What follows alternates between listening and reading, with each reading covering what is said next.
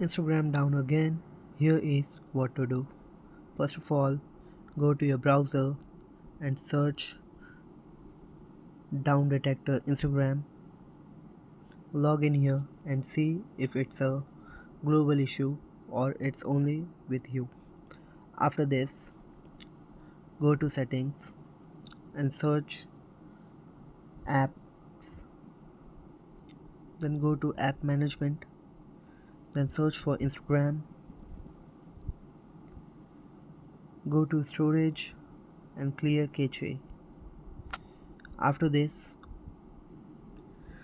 try updating your Instagram. If it's not update,